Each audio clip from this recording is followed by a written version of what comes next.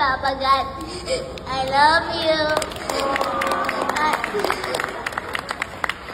Thank you sa tiwala niyo sa akin. Sa award. Sa pag-coach, sa pag-ante. Wala pong iba kung di mama ko.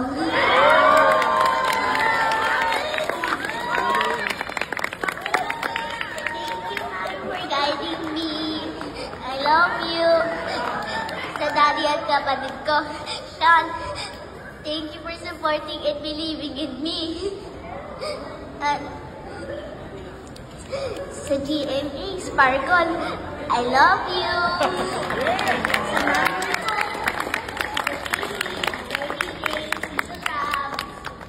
Sa mami ko, thank you, Miss Annette, Tita Nessa, Miss Anne, Tita JC, the next thing.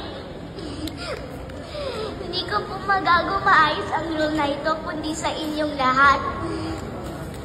At sa Greenbone family.